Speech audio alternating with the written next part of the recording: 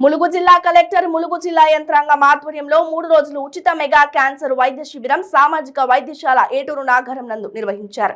ఈ వైద్య శిబిరంలో ప్రతిమ క్యాన్సర్ ఇన్స్టిట్యూట్ వరంగల్ వైద్యాధికారులు సిబ్బంది మరియు జిల్లాకి సంబంధించిన ప్రాథమిక ఆరోగ్య కేంద్రాలకు చెందిన వైద్యాధికారులు మరియు వైద్య సిబ్బంది ఆశా కార్యకర్తలు సేవలు అందించారు। ప్రతిమ క్యాన్సర్ ఇన్స్టిట్యూట్ ప్రత్యేక వైద్యాధికారి డాక్టర్ అవినాష్ మాట్లాడుతూ మొత్తం 549 మంది అవుట్ పేషెంట్లకు పరీక్షలు నిర్వహించడం జరిగిందని తెలిపారు। మెగా క్యాంప్ ముగింపు కార్యక్రమం సందర్భంగా జిల్లా వైద్య ఆరోగ్య శాఖ అధికారి డాక్టర్ అప్పయ్య మాట్లాడుతూ ప్రతిమ క్యాన్సర్ ఇన్స్టిట్యూట్ వైద్యాధికారులను సిబ్బందిని అభినందించారు। అనంతరం వారిని జిల్లా యంత్రాంగం తరఫున శాలువాతో సన్మానించారు।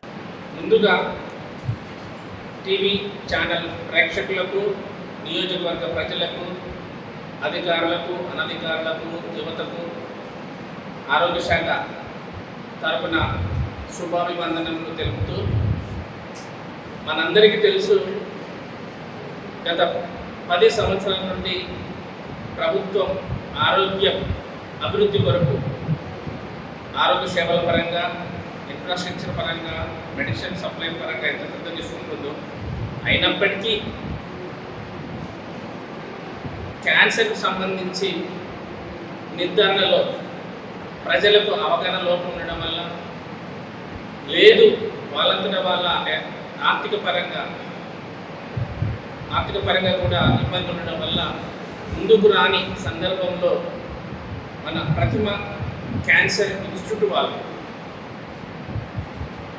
డాక్టర్ ప్రతీక్ అండ్ డాక్టర్ అవినాష్లు ఒక 15 రోజుల క్రితం మన జిల్లా పరిపాలనా అధికారులైనటువంటి కలెక్టర్ కృష్ణాదిత్యను, కలెక్టర్ శ్రీమతి ఇలా త్రిపాఠి గారిని ప్లస్ డిఎంహెచ్ఓ డాక్టర్ అప్పయ్య గారిని కలిసి కోఆర్డినేషన్ మీటింగ్ పెట్టుకొని మనం ప్రజలకి అవగాహనతో పాటు స్క్రీనింగ్ చేయడం వల్ల కొన్ని కేసులైనా బయటపడితే వారి లైఫ్ మనం మొక్కై వంగనిది నానై వంగన అన్నట్టే ఎర్లీ స్టేజ్లోనే కనుక మనం నిర్ధారణ చేయగలిగితే వాళ్ళకి లైఫ్ ఇవ్వగలుగుతాము।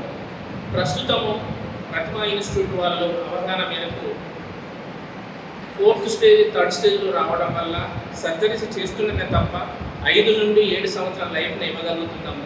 కాబట్టి మొదటి దశలోనే చేద్దామనే ఉద్దేశంతో అడ్మినిస్ట్రేటర్ చెప్పగా ఇప్పటి వరకు ఒక కొలిక్ వచ్చి గత 3 రోజులుగా సోమ, మంగళ, బుధవారాలలో దాదాపుగా ఇప్పటి వరకు 549 స్క్రీనింగ్ చేయగా